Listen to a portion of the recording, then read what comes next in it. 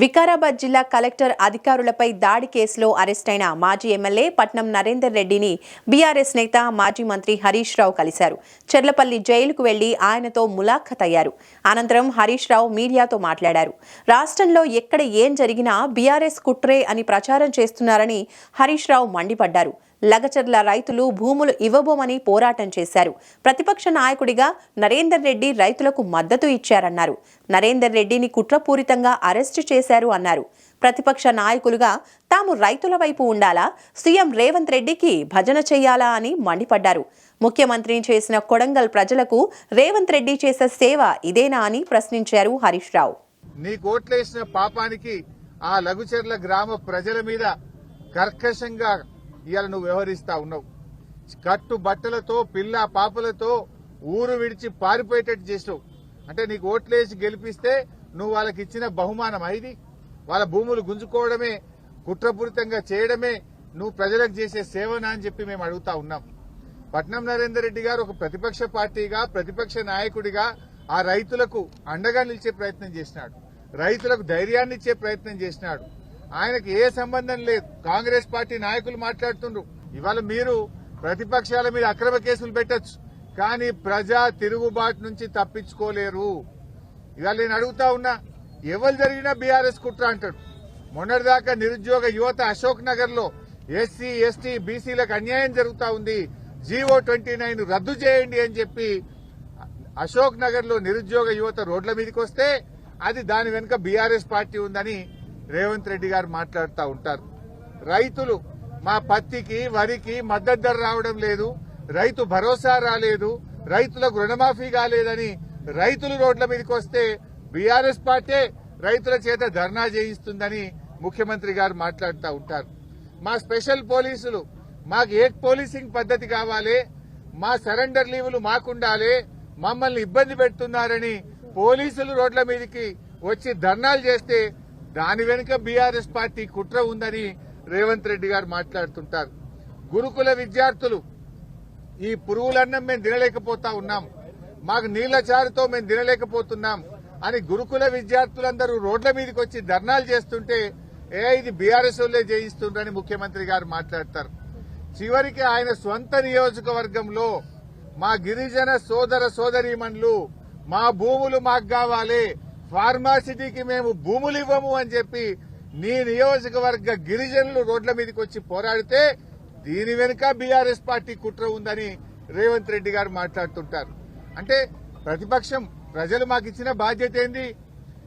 ఏ వర్గాలకైతే ఈ ప్రభుత్వం అన్యాయం చేస్తుందో, ప్రజలకిచ్చిన మాట నిలబెట్టుకోవడం లేదో, ఏ వర్గాలైతే పోరాటం చేస్తున్నాయో ఆ వర్గాలకు అండదండగా ఉండాలని, ప్రజల గొంతుకై పనిచేయాలని ప్రజలు మాకు ప్రతిపక్ష బాధ్యత ఇచ్చారు.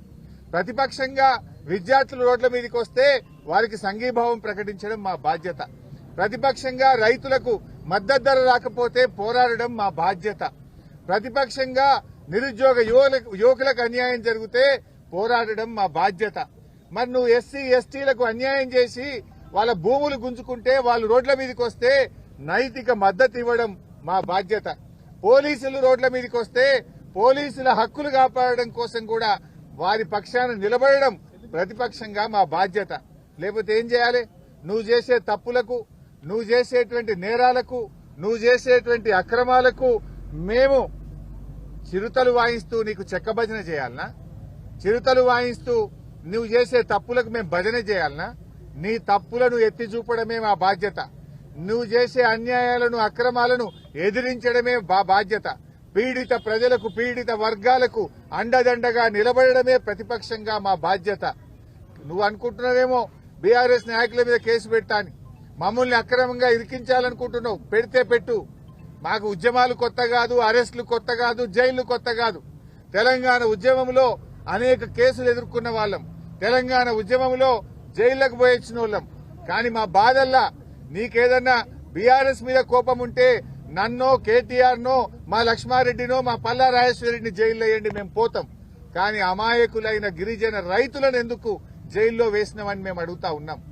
తక్షణమే ఆ గిరిజన రైతులను వెంటనే విడుదల చేయాలని చెప్పి బీఆర్ఎస్ పార్టీ పక్షాన డిమాండ్ చేస్తా ఉన్నాం. ఏమడిగిండ్రు గిరిజన రైతులు? వాళ్ళు మా భూమి మాకు కావాలని మాట్లాడిండ్రు. దానికి నువ్వు కేసులు పెడతావా? ఇది ఎక్కడి న్యాయము అని చెప్పి మేము ప్రశ్నిస్తా ఉన్నాం.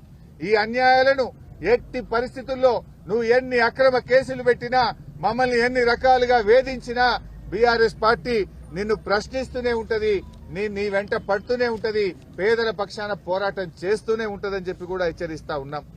అయినా నాకు అర్థం కాదు, ఇదేం ప్రజాస్వామ్యం? నువ్వేం చెప్పినావు ఆ రోజు?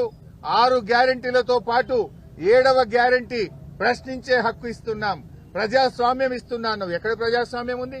ప్రశ్నిస్తే కేసులు పెడుతున్నావు, ప్రశ్నిస్తే అక్రమ జైళ్లలో పెడుతున్నావు, నువ్వు ప్రశ్నించే అవకాశం లేకుండా చేస్తున్నావు. ఆ రోజు మల్లన్న సాగర్ లో నువ్వు వచ్చి 2 రోజులు నిరాహార దీక్ష చేసినావు, నిన్ను ఆపిందా బీఆర్ఎస్ పార్టీ? మల్లన్న సాగర్ లో నువ్వు వచ్చి 2 రోజులు నిరాహార దీక్ష చేసినావు, నిన్ను అరెస్ట్ చేయలే కదా? నిన్న ఆ ఊర్లకు బోనిచ్చినాం కదా? 2 రోజులు దీక్ష చేస్తే నీకు రక్షణ ఇచ్చింది కదా ఆనాటి ప్రభుత్వం. ఇవాళ ఎందుకు ఆపుతున్నావు? నిన్న మా మధుసూదనాచారి గారు ప్రతిపక్ష నాయకుడు లగిచెర్లకు వెళ్తావు, ఆ రైతులకు, ఆ అక్క చెల్లెలకు, ఆ పిల్లలకు, వృద్ధులకు మానసికంగా ధైర్యాన్ని ఇస్తామని మా నాయకులు వెళ్తే వాళ్ళను నువ్వు అరెస్ట్ చేసినావు. మా ఆర్ఎస్ ప్రవీణ్ కుమార్ ను, కార్తీక్ రెడ్డిని, మా వాళ్ళందరినీ కూడా నిన్ను అరెస్ట్ చేసినావు. అదేవిధంగా లోకల్ ఎంపీ డీకే అరుణ గారు పోతే నిన్ను అరెస్ట్ చేసినావు. ఇదెక్కడి ప్రజాస్వామ్యం? ప్రజాస్వామ్యం అంటే ఇదేనా? అర్ధరాత్రి చీకట్లో దొంగ రాత్రి మహిళల ఛాతి మీద కాళ్లు పెట్టి తొక్కుతూ నువ్వు అరెస్ట్ చేసినావు. ఇదేనా ప్రజాస్వామ్యం? 9 నెలల గర్భిణీ స్త్రీ మీద ఛాతి మీద కానిస్టేబుళ్లు తొక్కుతూ ఇంట్లో ఉండే మగవాళ్లను కొడుతూ వాళ్ళని తేవడమే ప్రజాస్వామ్యమా అని నేను అడుగుతా ఉన్నా. నువ్వు చేసే సేవ ఇదా అని నేను రేవంత్ రెడ్డిని అడుగుతా ఉన్నా. ఇలా ఈ ప్రజాపాలన మీద ప్రజల తిరుగుబాటు నీ కొడంగల్ నుంచే ప్రారంభమైంది. నువ్వు అక్రమంగా అరెస్ట్ చేసి మా నరేందర్ రెడ్డిని జైల్లో పెట్టావు కావచ్చు, మా కేటీఆర్ మీద కుట్రలు చేస్తావు కావచ్చు, కానీ తిరుగుబాటు ఆగదు. నిన్ను ప్రజలు గద్దెదించేదాకా కూడా వదిలిపెట్టరు అని హెచ్చరిస్తా ఉన్నా. అయినా దేనికోసమే ఫార్మాసిటీ? ఆల్రెడీ గత ప్రభుత్వం, మా ప్రభుత్వం ఉన్నప్పుడు 14,000 ఎకరాల భూమిని ఫార్మాసిటీ కోసం సేకరించినాం. ఆడబెట్టు ఫార్మాసిటీ. ఆడ ఫార్మాసిటీ పెట్టగా నేను ఎవరొద్దంటున్నారు?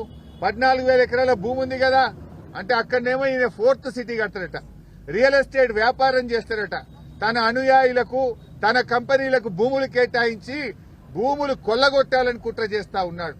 అక్కడ రియల్ ఎస్టేట్ వ్యాపారం చేసి డబ్బులు సంపాదించాలని రేవంత్ రెడ్డి కుట్ర చేస్తా ఉన్నాడు. ఈ భూములేమో ఫార్మాసిటీ కోసం సేకరించిన భూములు రియల్ ఎస్టేట్ వ్యాపారం చేస్తారట. కొత్తగా జహీరాబాద్ లో కొడంగల్ పోయి దళిత గిరిజనుల భూములు లాక్కుంటారట. ఇందిరమ్మ రాజ్యం అంటే ఇదేనా?